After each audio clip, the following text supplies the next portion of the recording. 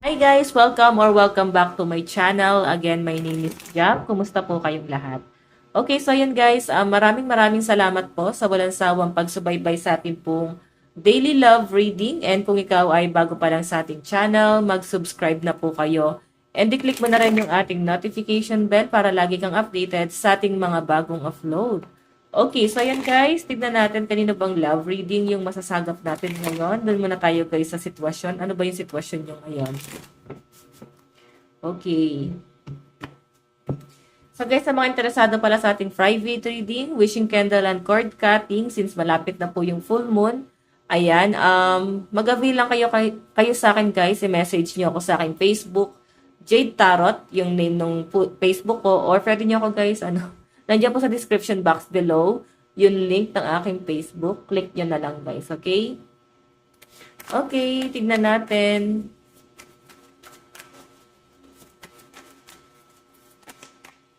Kanina po ba itong love reading spirit guide? Meron tayong page of pentacles. Meron tayong the hermit. Oh my God. Guys, may nakikita ko dito na new person, no? Parang daming bago na ngayon. Parang new person na hindi niya alam kung paano magpaparamdam sa inyo. Hindi niya alam kung paano kanya i-approach. Kasi medyo dinedegrade niya yung sarili niya. Ayan, no? Malit ang tingin niya sa sarili niya eh. Pwede kasi dinedepende niya yung sarili niya sa pera. Like, hindi kanya kayang tapatan. Or parang wala naman siya may pagmamalaki. Masyado siya guys, masyado niyang minamaliit yung sarili niya. Okay, so haya malakas ang energy ng Capricorn, Taurus, Virgo. Earth sign lang naman guys. Okay, sige, tignan pa natin. Kasi tinititigan ko tong card mo sa bottom of the deck. Queen of Pentacles. Okay. Actually, may connection na pala sa inyong dalawa. Meron ako nakita guys na connection sa inyong dalawa. May partnership na kasi dito. Yun nga lang guys, medyo nababagalan ka sa kanya. Queen of Pentacles ka dito. Mapapagalan ka sa kanya o mapapaisip ka, ano ba intention sa inyo na tong taong to? Three of Pentacles. Ayan no, parang mararamdaman mo, nagpaparamdam lang siya pag bored ba siya or pag wala lang siyang ginagawa. Parang ganun eh. Parang feeling mo na alala ka lang niya pag wala siyang magawa sa buhay niya. Okay? Pero sa nakikita ko guys, mukhang mabait naman tong taong to. Yun nga lang, medyo napoprostrate ka sa intention niya sa inyo. Kasi parang nababagalan ka sa kanya. Parang ano ba, magpaparamdam ka ba? Magpaparamdam ka ba? Liligawan mo ba ako? Or manliligaw ka ba? Ganun yung energy guys eh. Okay, lumabas kasi yung Queen of Pentacles eh, parang nababagalan dito sa taong to. Okay, tignan pa natin ha.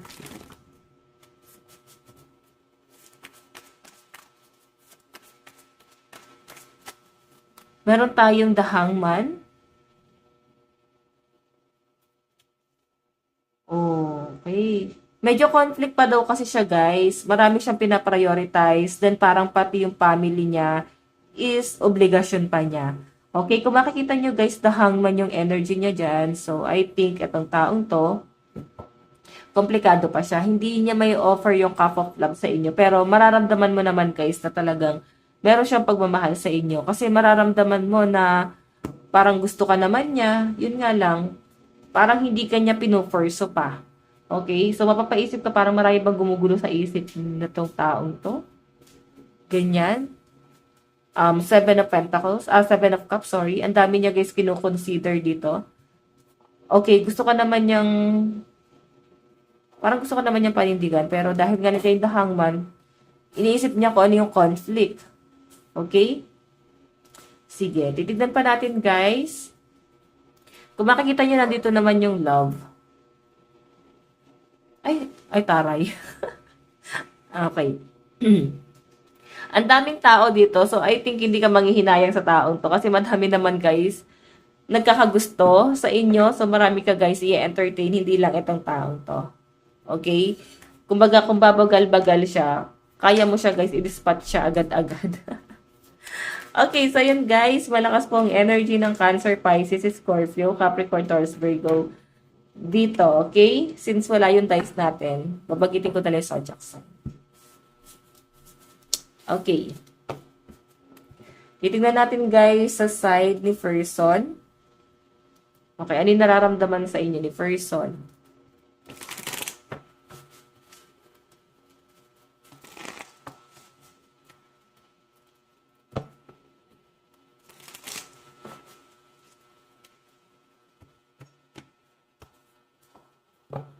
Ano yung nararamdaman sa'yo ng person mo?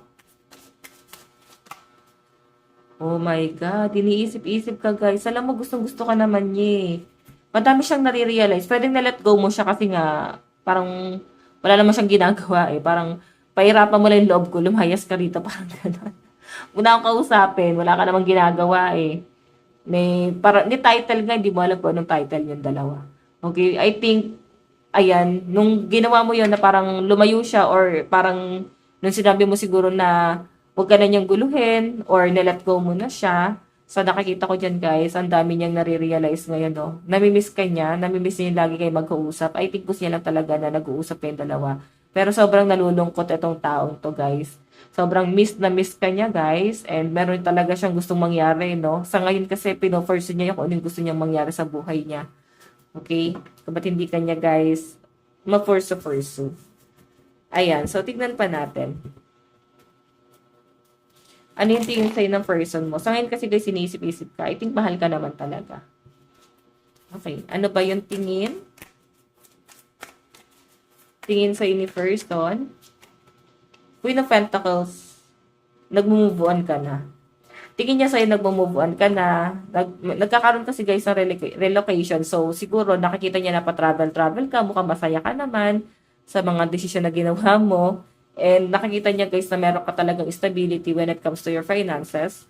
And moving forward yung energy, the world is here. Ito guys, paglabas yan ha. Parang nag-move on yan. Okay? Ayan, nagsisisi siya rito guys eh. Pwedeng ni-stock niya eh. Nakikita niya na parang hindi ka ba nalulungkot? Masaya ka ba talaga? Nakaka-move on ka na ba talaga? Feeling niya kasi na fall out of love ka sa kanya. Namimiss na yung dati na parang kahit wala kayo guys title, kahit wala kayong label, sweet ka sa kanya. Pero I think dumating ka sa dulo na talagang napagod ka na. Puro ganito na lang ba tayo? Wala ba tayo? Wala bang gagawin? Wala bang mangyayari? Parang ganon. Okay? Sige, tignan pa natin. Ano yung magiging action ni person? Ano yung magiging action ng person mo? Action ni person. Oh, malakas yung energy ng Aries dito. Ayan, fire sign, Aries, Leo, Sagittarius. Magiging action niya guys, ayan. Makikipag-usap to sa'yo pero yung approach niya guys parang galit. Okay? Kakausapin ka niya pero parang galit pa siya sa inyo na parang ikaw pa yung may kasalanan parang ikaw pa yung may kasalanan ng lahat. Parang ikaw pa guys yung sisisihin nito. Medyo ma-pride kasi tong taong to guys eh. So, ayaw niya guys sa tanggapin na parang kasalanan niya lang ang lahat. Gusto niya na i-blame sa'yo yung ibang bagay. Parang sana daw ma-realize mo na parang may mali ka din. So, ikaw mapapaisip ka, saan ba ako nagkamali? Diba? So, hayan. Kakausapin ka nito yung action niya guys. Para ma-pride, no? Parang, hoy, kumusta ka na? Parang ganun, parang siga guys. Siguro gusto niya gusto niya siguro ipakita sa inyo na parang cool lang siya guys. Masaya lang siya, parang, hey, walang problema nangyari. Okay na yon, tapos na yun, muna natin pag-usapan. Ganun yung approach niya guys eh. Okay? Ano naman yung magiging outcome? Ayan, meron tayong swords. Aquarius, Gemini, Libra. Ano yung magiging outcome? Siya yung mahihirapan dito, guys. Ayun, no? Kasi ang bagal niya eh.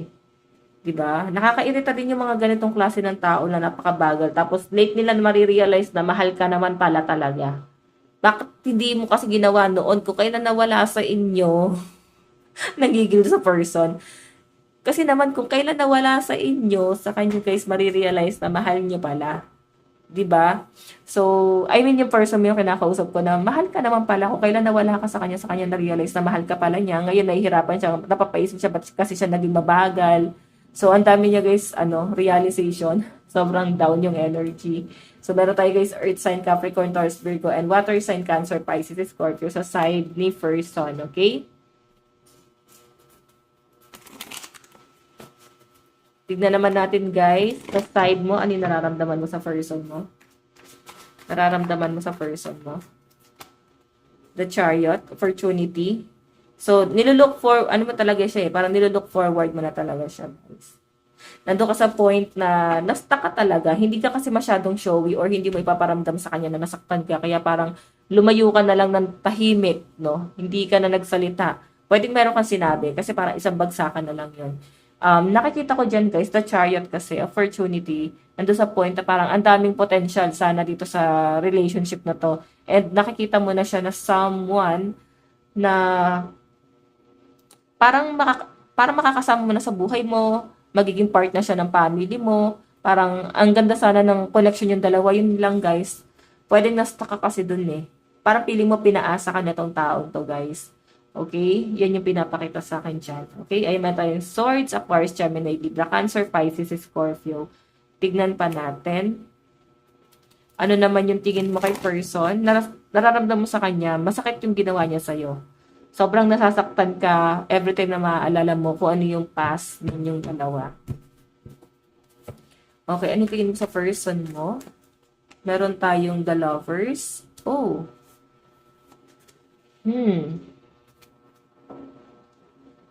So, nakikita mo sa kanya, guys, the lovers talagang ang tingin mo sa kanya is magiging karelasyon. Parang yun lang talaga yung kulang. Magkaroon talaga ng label. The Chariot, and willing ka talaga guys na ibigay yung mga bagay na gusto nito or naisa nitong tao to sa connection yung dalawa. Okay, the Empress kasi guys, abundance. Pwedeng ang ganda talaga guys ng tandem yung dalawa kung talagang ito ay win-work out. Okay, the Fool, new beginning. And ayan na. Feeling ko mas hinanap mo yung worth mo kung bakit na-let go mo na lang siya guys. And I think nung araw na yon nakikita mo siya na someone na parang ano, ang bilis lang nung nangyari. Ang bilis niya dumating sa buhay niyo. Parang ang bilis niya rin guys dumating. Ang bilis niya dumating, ang bilis niyang nawala. Sorry naman. Ganun ganun yung energy. Ang bilis niya dumating, mabilis din nawala. And the Empress, I think parang nagkaroon ka ng realization na parang dapat na na-focus na lang ako sa career ko. Hindi ko na to pinag-aksayahan ng panahon. Parang ganyan. Okay, meron tayo guys Sagittarius dito, energy. Tignan pa natin ano naman ang magiging action mo. Ano yung magiging action mo sa connection yung dalawa? Magiging action. Action po. Spirit guide. Ano po yung magiging action dito sa relationship na to? Meron tayong, lumayo ka na eh. Parang ayaw mo na pahirapan yung sarili mo. Actually, matagal kang naka-recover dito. Matagal mong kinimkim na nasaktan ka talaga dito. And kung makikita mo itong 8 of Cups kasi na to, ang ibig sabihin yan, mahal mo pa yung taong yan nung panahong iniwan mo siya or tinalikuran mo na or mas pinili mong mag-move on na lang. Nandun pa sa point na mahal mo siya pero kailangan mo nang tanggapin. Parang ganon. Okay? So, pero siguro, open ka pa rin sa communication. Gusto mo pa rin na mag-usap kayong dalawa. Gusto mo iklaro sa kanya lahat. Okay? Kasi parang nakikita mo pa rin kung paano siya naging mabuti sa inyo. That time. Tignan natin ano ba yung magiging outcome. Outcome. Spirit guide. Ano po yung magiging outcome? Meron tayong Knight of Pentacles. Parang nakikita mo siya na someone na buti na lang hindi siya naging karelasyon mo kasi ang toxic pala, no? Siguro naka-recover ka na talaga. As in, ano ka na, mas nagpo-focus ka na sa sarili mo. At ngayon mo nakikita yung red flag, no? Yung tipong naka-move on ka na. Ngayon mo na guys nakikita yung mga red flag kasi dati bulag ka pa sa kanya, lahat ng ginagawa niya. Hindi mo nakikitang may mali, no? So, hayan, judgment. Ngayon mo siya na-judge. Okay? So, ayan, meron tayong Earth sign, Capricorn, Taurus, and Virgo sa side mo. Patay guys ng dalawang card. Ano po ang mangyayari sa relasyon na to? Ano po ang mangyayari sa relationship na to? Meron tayong 5 of Cups, the Empress. Ito yung energy ng person mo. Regret. Sobrang pagsisisi at panghihinayang. Ikaw naman, the Empress. Actually, ikaw ay nagpo-focus sa self-healing. Okay, nag-heal ka dito and I think ang daming opportunity na paparating sa inyo. As in, napakaganda nito guys. And kung makikita nyo guys, nandito yung 6 of Pentacles. Ayan no, hindi ka na nag-i-invest ng sobra-sobrang feelings sa isang tao. Kumbaga, malaking trauma sa inyo, guys. Lalo na kung nilagay ka ng taong na to, guys, sa third party or ikaw yung ginawa niyang third party that time. Okay, parang pinag-antay ka niya. And kung may dumarating sa buhay niyo, guys, sobrang konti lang yung attention na binibigay mo. Okay, kung ano lang yung deserve nila. Kasi sobrang natuto ka dito. Kuha tayo, guys, ng card. Tignan natin love advice. Love advice. Love advice. Meron tayong new love, 'di ba? May bagong taong paparating sa inyo, guys. New person. Meron tayong honeymoon. Naku, mukhang ito ni mapapangasawa mo tong new person na paparating sa inyo kasi mas makikita mo na yung worth mo eh. Sinasabi dito, you deserve love. Okay, tignan natin ha. Pwede ito pa rin yung taong yon na baka lumang tao pero gusto niya maging bagong tao. Kasi nagbagong buhay daw siya. Okay, message sa inyo na tong taong napipick up natin ngayon. Ano yung message sa iyo na tong person na to? Meron tayong I'm tired of running. Hinabol ka naman pala. Kaso na-reject mo na. Siguro kasi nakikita mo na parang wala namang mangyayari eh. Kahit natanggapin mo parang wala naman kayong label. So ano pa ba yung silbi? So sinabi niya dyan guys sa pagod siya kakahabol sa inyo. Message ni person. I don't want to wait any longer. Please be mine. Diba? Ikaw siguro guys yung magulo. Baka ikaw yung nagpapaasa sa kanya. Kasi sabi niya dito, ay niya na mag-antay ng mahabang panahon. Pwedeng nililigawan ka niya, pero ayaw pa rin siya guys tanggapin. Or, ikaw tong nililigawan, or ikaw yung nanliligaw sa taong to. Okay? Ayan, sabi niya dito guys, ayaw niya na mag-antay ng matagal na panahon. Para kung kaya naman ngayon, parang kung kaya naman today, why not? Parang sagutin mo na. Bigyan mo kayo ng chance. Tapos pag hindi nag-work, let go nyo. Diba? Tignan pa natin. Message sa'yo ni person. Are you thinking about me? Oh. Piling ko guys, ikaw yung hindi tumatanggap sa kanya. Kaya siguro siya guys na-disappoint dito. No? Pwede nyo guys baliktarin yung energy. Baka ikaw itong naguguluhan. Siya pala itong naiinip na. Kung ano na ba yung mangyayari sa inyong dalawa. I know, I miss you but I don't have time right now. Meron ka siguro guys dinedemand sa taong to pero hindi niya kayang i-provide. Okay, so ayan guys. Ito lang naman po ang inyong daily love reading. Bukas ulit. God bless and love you all. Bye-bye.